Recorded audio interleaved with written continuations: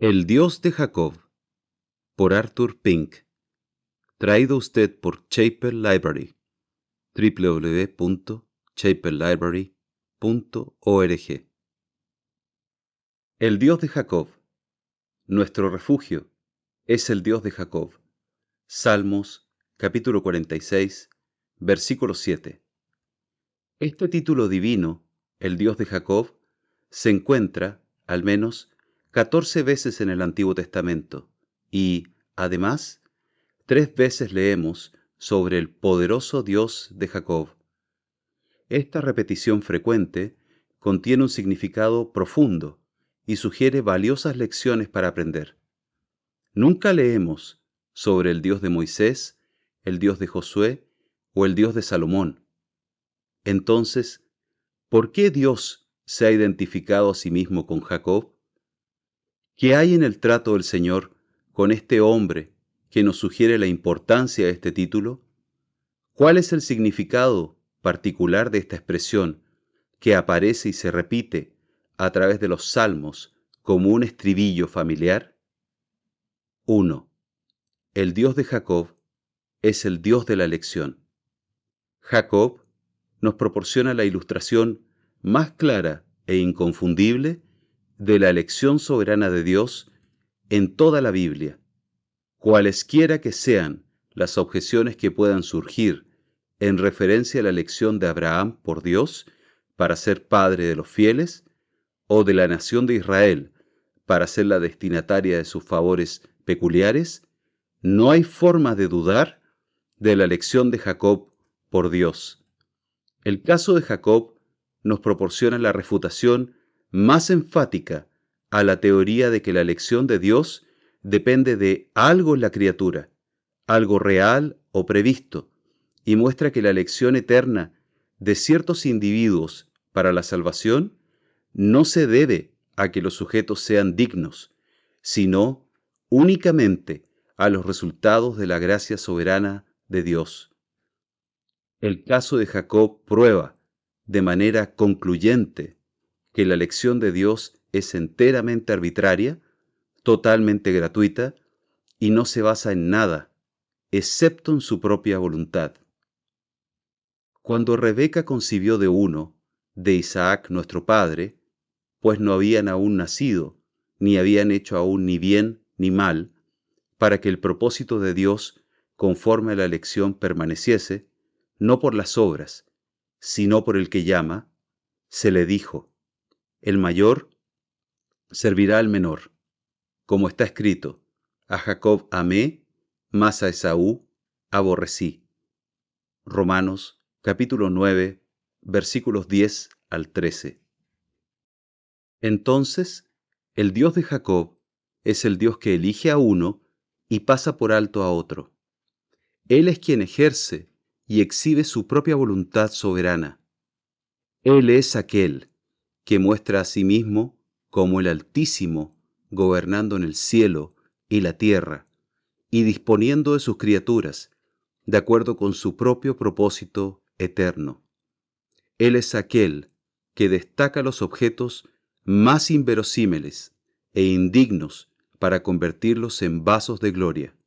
Sin embargo, Él es aquel que, necesariamente, actúa siempre en armonía con sus propias perfecciones.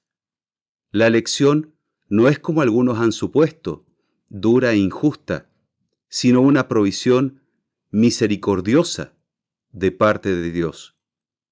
Si no hubiera elegido a algunos desde el principio para salvación, todos hubieran perecido. Si antes de la fundación del mundo no hubiera elegido a ciertos para que fueran conformes a la imagen de su Hijo, la muerte de Cristo habría sido en vano en lo que respecta a la raza humana. Reducida a sus términos más simples, la elección significa que Dios me eligió a mí antes de yo elegirlo a Él.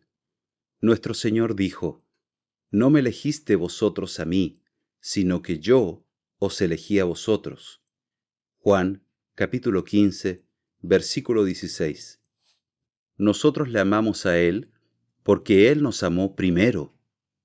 Elección significa que antes de nacer, sí, antes de la fundación del mundo, yo fui elegido en Cristo y predestinado a un lugar dentro de la familia de Dios.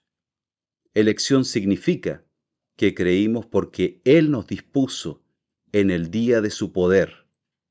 La elección entonces despoja a la criatura de todo mérito, quita todo motivo de jactancia, nos deja indefensos en el polvo y atribuye toda la gloria a Dios. 2. El Dios de Jacob es el Dios de toda gracia. Si alguna vez hubo un hombre que ilustró en su propia persona que Dios ha elegido lo vil del mundo y lo menospreciado, Primera de Corintios, capítulo 1, versículo 28, ese fue Jacob. De acuerdo con la carne, no había nada de atractivo o llamativo en él. Egoísta, maquinador, engañoso, traicionero, mentiroso. Era un personaje muy desagradable. ¿Qué había en él para atraer el amor de Dios? Absolutamente nada. Deberíamos haber pensado que Esaú era un sujeto más apto para los favores de Dios, pero los pensamientos de Dios no son nuestros pensamientos, ni sus caminos son nuestros caminos. Las cosas espirituales están ocultas a los sabios y prudentes, y les son reveladas a los niños.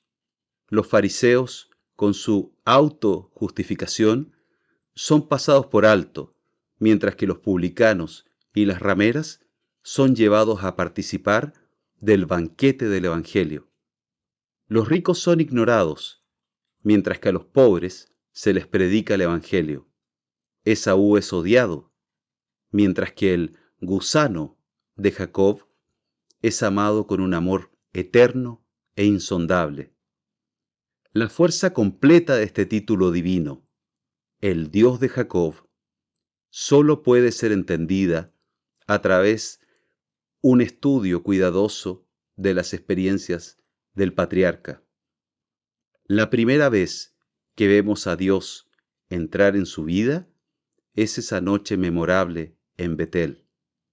Un fugitivo de la casa de su padre, huyendo de la ira de su hermano, probablemente sin pensar en Dios en lo absoluto, el hijo de Isaac. Llegó a un cierto lugar y durmió allí, porque ya el sol se había puesto, y tomó de las piedras de aquel paraje y puso a su cabecera y se acostó en aquel lugar. Génesis capítulo 28, versículo 11. Cuando lo vemos allí, dormido sobre el suelo desnudo, obtenemos una imagen sorprendente del hombre en su estado natural. El hombre nunca está tan desamparado como cuando está dormido. Fue mientras estaba en esta condición que Dios se le apareció y le dijo: Yo soy Jehová, el Dios de Abraham tu padre y el Dios de Isaac. La tierra en que estás acostado te la daré a ti y a tu descendencia.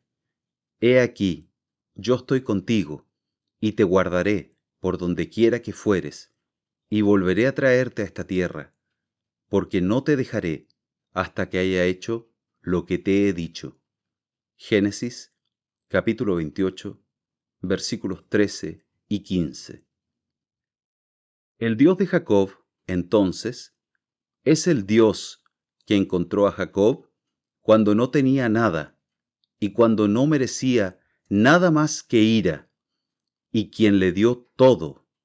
Ciertamente, felices son aquellos que tienen a Dios como su Dios. 3. El Dios de Jacob es el Dios de infinita paciencia. Es necesario un estudio cuidadoso de toda la vida de Jacob, tal como está registrada en Génesis, para descubrir toda la fuerza de este hecho. Ahora, solo podemos llamar la atención sobre los eventos principales de esa vida, dejando que nuestros lectores resuelvan los detalles por sí mismos.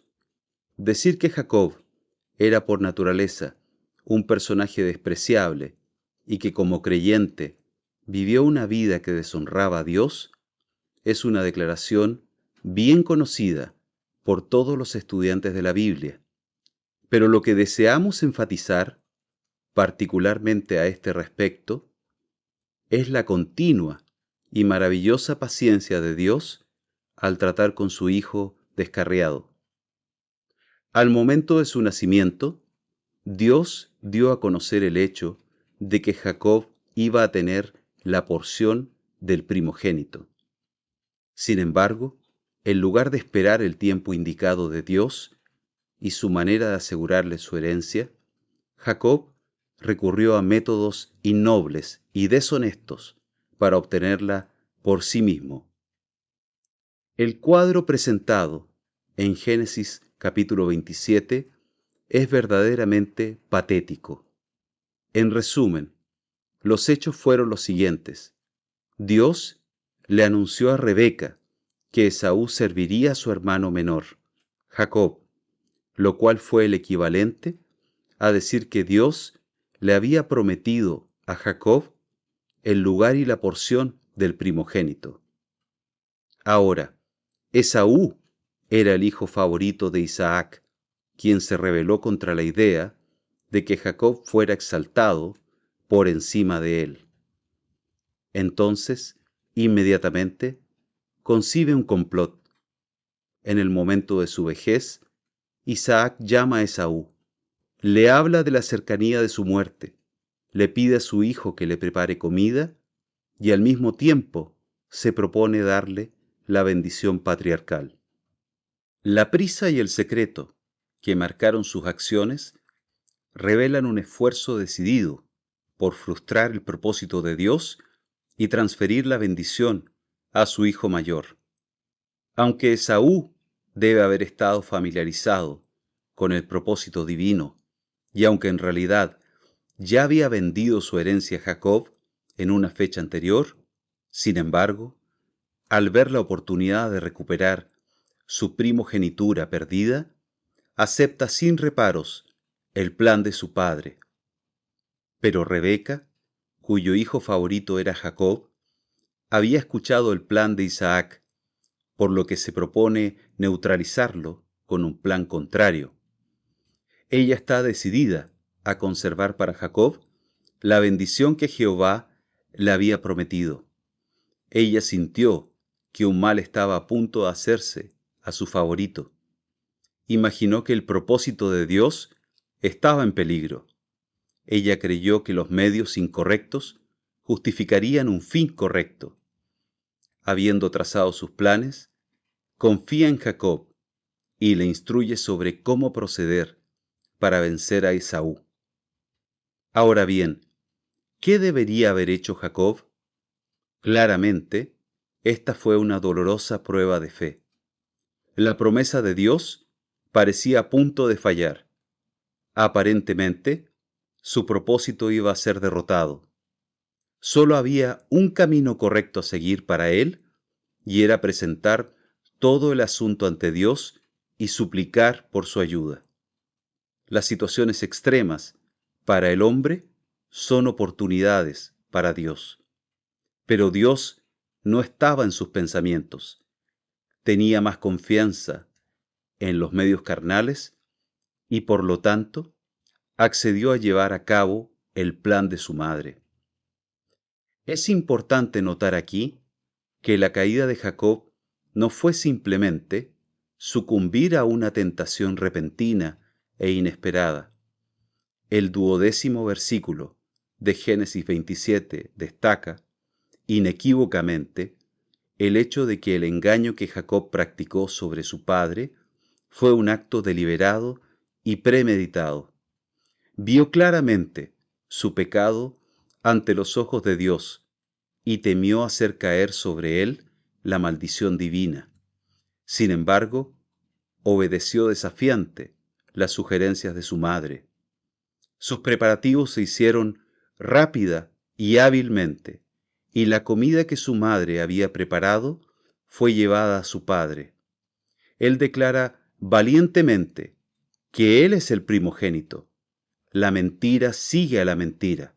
Isaac está completamente engañado y Jacob obtiene la bendición. La secuela es bien conocida.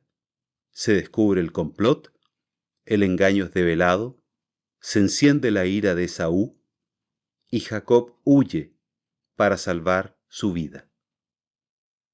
Es en este punto que aparece la maravillosa gracia y paciencia de nuestro Dios. En la primera noche de su ausencia de casa, Dios se revela en una visión a Jacob y promete estar con el fugitivo, protegerlo donde quiera que vaya y traerlo de regreso a la tierra prometida. La respuesta de Jacob a estas declaraciones llenas de gracia revela las condiciones de su corazón. E hizo Jacob voto, diciendo: si fuere Dios conmigo, y me guardare en este viaje en que voy, y me diere pan para comer, y vestido para vestir, y si volviere en paz a casa de mi padre, Jehová será mi Dios. Génesis capítulo 28, versículos 20 al 21. Este voto que hizo Jacob revela muy bien el espíritu negociador del hombre y muestra lo poco que conocía del carácter de Dios. Pasados los años que vivió en la granja de su suegro, notamos la próxima aparición de Dios a Jacob. También Jehová dijo a Jacob: vuélvete a la tierra de tus padres y a tu parentela, y yo estaré contigo. Génesis capítulo 31, versículo 3. Años antes, en la noche en que se reveló a él por primera vez, Dios prometió traer a su hijo descarriado de regreso a la tierra prometida. Sin duda, un intenso anhelo había llenado el corazón de Jacob durante su exilio. Había llegado el momento en que Dios comenzara el cumplimiento de su promesa. Él le revela a Jacob que ahora era su voluntad que comenzara su viaje de regreso a casa. Una vez más, Dios le asegura que estará con él. ¿Cuál es la respuesta de Jacob a esto? Su primer pensamiento fue asegurarse el salario que le debía Labán, salarios que eran en forma de ganado y ovejas, muchos de los cuales habían sido obtenidos mediante un truco.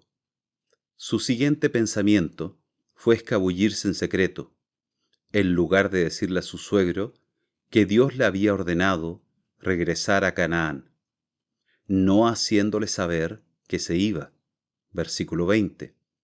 Se llevó el ganado de su ganancia que había obtenido en Padán Aram. Versículo 18. Tenía ausencia total de confianza en Dios. La fe en sus promesas benévolas era nula, y su conducta fue muy indigna e impropia en alguien grandemente favorecido por Jehová. Jacob siguió su camino, y le salieron al encuentro ángeles de Dios. Y dijo Jacob, cuando los vio: campamento de Dios es este. Y llamó el nombre de aquel lugar Mahanaim. Génesis capítulo 32, versículos 1 al 2. Esta fue una de las tiernas misericordias y provisiones de Dios para el camino. Un viaje largo y difícil le esperaba a Jacob, y de este modo el Señor le asegura a su hijo que ángeles estarían con él. Pero tan pronto como estos visitantes celestiales aparecieron y desaparecieron, Jacob se olvida de ellos por completo y actúa como si no existieran. Y envió Jacob mensajeros delante de sí a Esaú su hermano, a la tierra de Seir, campo de Edom, y les mandó diciendo: así diréis a mi señor Esaú: así dice tu siervo Jacob, con Labán he morado, y me he detenido hasta ahora, y tengo vacas, asnos, ovejas, y siervos y siervas, y envío a decirlo a mi señor, para hallar gracia en tus ojos. versículos 3 al 5. Mientras viaja hacia la tierra de Canaán, la memoria revive y la conciencia trabaja. Piensa en el hermano al que ha agraviado y siente miedo. Usted puede decir que eso es bastante natural. Es cierto, Jacob había sido un incrédulo, pero Dios le había prometido estar con él y traerlo de regreso a la tierra de sus padres, y él podía lidiar con Esaú. Pero nuevamente vemos que Dios no estaba en sus pensamientos. Tenía más confianza en su propia sabiduría y sus propios recursos que en la ayuda divina. El mensaje que le envió a Esaú estaba completamente por debajo de la dignidad de un hijo de Dios. Frases aduladoras como mi señor Esaú y tu siervo Jacob cuentan su propia triste historia. Pero las esperanzas de Jacob se ven defraudadas. Ningún saludo amistoso viene de Esaú. Al contrario, hay indicios de que tiene intenciones de tomar la vida de su hermano. Esaú iba a encontrarse con Jacob, y con él 400 hombres. Jacob tiene ahora mucho miedo. Entonces Jacob tuvo gran temor y se angustió, y distribuyó el pueblo que tenía consigo, y las ovejas, y las vacas, y los camellos, en 2 campamentos. Y dijo, si viene Esaú contra un campamento y lo ataca, el otro campamento escapará. Versículos 7 al 8. En lugar de ir al Señor, de inmediato comienza a planificar y a maquinar. Habiendo completado sus planes, se vuelve a Dios y suplica su ayuda. ¡Ay! ¡Cuán fiel a la naturaleza humana! Apenas se había levantado de sus rodillas, una vez más se apoyaba en el brazo de la carne. La presencia de Esaú echó de su mente a la presencia de Dios. Habiendo dividido a su familia y posesiones en 2 campamentos, de modo que en caso de que uno fuera atacado y destruido, el otro pudiera escapar y así, al menos, salvar una parte. Jacob prepara y envía luego un regalo costoso para Esaú, pensando que, por este medio, la ira de su hermano podría apaciguarse. Versículos 13 al 20. Así, en lugar de permitir a Dios manejar a Esaú, Jacob, con su servil obsequio, busca comprar el favor de su hermano. Verdaderamente, el temor del hombre pondrá lazo. Proverbios capítulo 29, versículo 25. Pero lo anterior solo proporciona un contexto oscuro sobre el cual pueden brillar las riquezas de la gracia divina. A pesar de toda su incredulidad, falta de confianza en Dios y confianza en sí mismo, Jehová se aparece una vez más a su siervo, esta vez en la forma de un hombre que luchó con Jacob toda la noche. Génesis, capítulo 32, versículos 24 al 30. Aún así, Jacob todavía tiene que aprender que el que confía en Jehová será exaltado. Proverbios, capítulo 29, versículo 25. El encuentro real con Esaú todavía tenía que ser afrontado, y cuando alcanzó la crisis, el viejo Jacob volvió a salir a la luz. Cuando Esaú se acercó a él, Jacob se inclinó hasta el suelo 7 veces. Génesis, capítulo 33, versículo 3. Qué posición tan inapropiada para alguien que tenía una relación con Dios como la que disfrutaba Jacob. Esta deferencia excesiva hacia el hermano al que había agravado, presagiaba un miedo servil. La forma generosa en que actuó Esaú avergonzó a Jacob. Se mostró bastante amistoso con este hermano, de hecho, ansioso por ayudarlo. Cuán a menudo los hijos de Dios se comparan desfavorablemente con los hijos del mundo. Esaú sugiere que los dos campamentos se unan y que viajen juntos al antiguo hogar. Jacob responde a esta generosa propuesta de una manera muy característica y, por medio de una excusa persuasiva, la rechaza hábilmente. El miedo todavía lo poseía. Quizás el estado de ánimo de Esaú puede cambiar. La vieja enemistad podría despertar. Por lo tanto, Jacob sugiere que Esaú siga adelante, mientras que él con sus hijos y rebaños avanzan, más lentamente, en la retaguardia. Promete encontrarse con él en Seir. Génesis, capítulo 33, versículo 14. Pero tan pronto como Esaú y sus 400 hombres partieron, Jacob viajó deliberadamente en direcciones opuestas y se estableció en Sucot. Así, por su mentira y traición, una vez más Jacob deshonró al Señor. Más aún, Jacob no se contentó con una estancia temporal en Sucot. Se construyó una casa allí, evidentemente con el propósito de habitar en ese lugar. Este acto suyo no solo fue un acto de maldad hacia Esaú, sino que desafió el claro mandato de Dios: vuélvete a la tierra de tus padres. Génesis, capítulo 31, versículo 3. Mas cuando el pecado abundó, sobreabundó la gracia. Romanos, capítulo 5, versículo 20.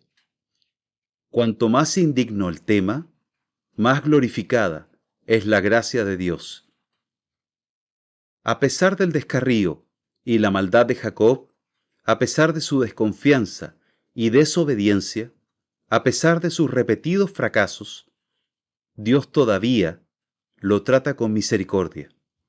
Apareció otra vez Dios a Jacob cuando había vuelto de Padán Aram y le bendijo.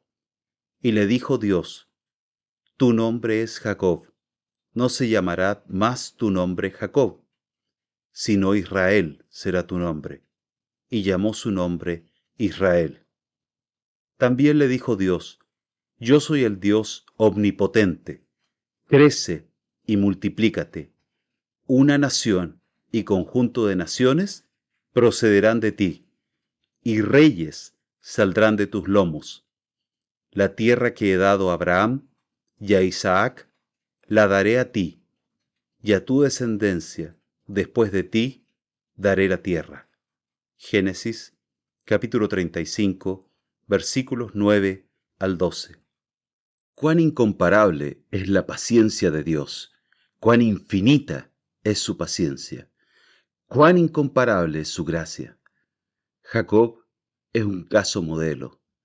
A menos que nuestra visión sea borrosa, no podemos evitar ver en la triste historia del viejo patriarca una descripción fiel de nuestras propias personalidades. Nuestra experiencia es muy parecida a la de él.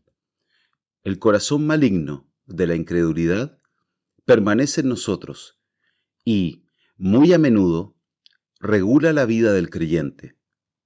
Como Jacob, siempre estamos planeando y maquinando, y luego pedimos la bendición de Dios sobre nuestras estrategias. Al igual que con Jacob, Dios se nos ha aparecido una y otra vez, nos ha alegrado con sus promesas, nos ha librado de la mano del enemigo, nos ha guiado por su espíritu, nos ha protegido con sus ángeles, pero seguimos entristeciéndolo y deshonrándolo. Somos lentos para aprender. Las nuevas crisis siempre dan como resultado nuevos fracasos. Pero bendito sea su nombre, que el Dios de Jacob es nuestro Dios. Él nos soporta con infinita paciencia, sufre nuestra torpeza con maravillosa paciencia. Él nunca nos deja ni nos abandona. Él está con nosotros hasta el final. Felices, 3 veces felices, los que pueden decir, el Dios de Jacob es nuestro refugio. Salmos capítulo 46, versículo 11. 4. El Dios de Jacob es el Dios del poder transformador. Al caer la tarde, habrá luz. Zacarías capítulo 14, versículo 7. La puesta de sol de la vida de Jacob revela el triunfo de la poderosa gracia de Dios. En las escenas finales de su vida, vemos al Espíritu victorioso sobre la carne. No solo es profundamente interesante estudiar de cerca las últimas páginas de la biografía del patriarca, sino que nos presentan los maravillosos efectos transformadores del poder de Dios.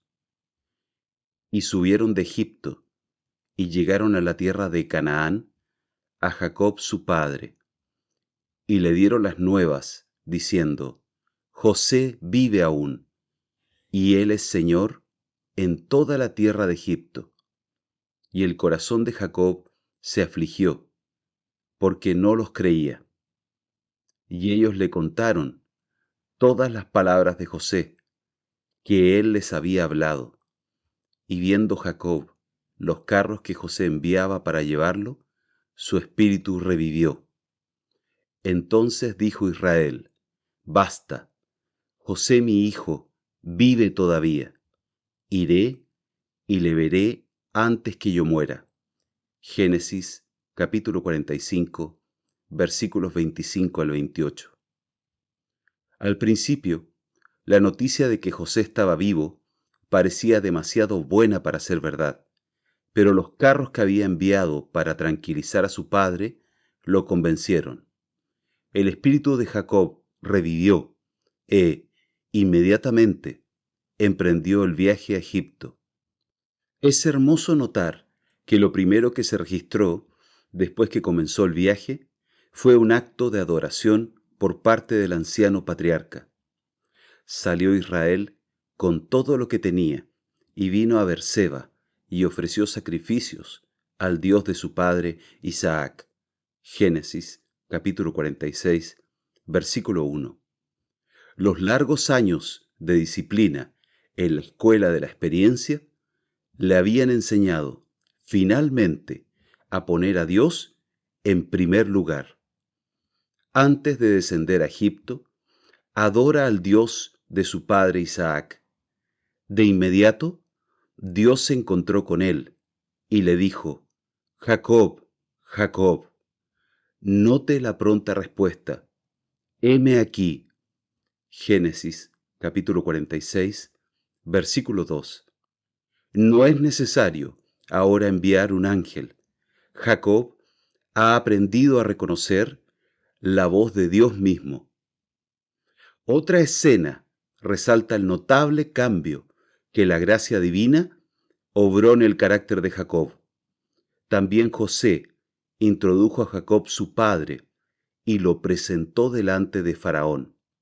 Y Jacob bendijo a Faraón. Génesis capítulo 47, versículo 7. El anciano y débil patriarca es llevado ante el monarca del imperio más poderoso del mundo. ¿Y qué dignidad caracteriza ahora a Jacob? ¿Qué contraste con el día en que se inclinó 7 veces ante Esaú? Aquí no hay vergüenza ni adulación. Jacob toma el verdadero lugar de un hijo de Dios. Es hijo del Rey de Reyes, embajador del Altísimo. Breve es el registro, pero cuánto sugieren las palabras. Y Jacob respondió a Faraón, los días de los años de mi peregrinación son 130 años. Génesis capítulo 47, versículo 9. Por fin, Jacob había aprendido que su hogar no estaba aquí, que él era un extraño y un peregrino en la tierra. Ahora ve que su vida no es más que un viaje con un punto de partida y una meta. El punto de partida, la conversión. La meta, la gloria celestial. Y llegaron los días de Israel para morir. Y llamó a José su hijo, y le dijo: Si he hallado ahora gracia en tus ojos, te ruego que pongas tu mano debajo de mi muslo, y harás conmigo misericordia y verdad. Te ruego que no me entierres en Egipto, mas cuando duerma con mis padres, me llevarás de Egipto y me sepultarás en el sepulcro de ellos. Génesis capítulo 47, versículos 29 al 30. Una vez más, vemos las evidencias del cambio que se había producido en Jacob. Esta petición suya de no ser enterrado en Egipto, sino en Canaán, lleva consigo mucho más de lo que parece. Dios había prometido, muchos años antes, darle a Jacob y a su simiente la tierra de Canaán, y ahora la promesa es aceptada. Jacob nunca había poseído la tierra, y ahora está muriendo en un país extraño.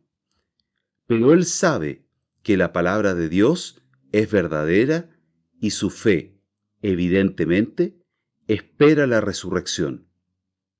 Por fin, el pecado que nos asedia fácilmente, la incredulidad, se deja a un lado y la fe triunfa.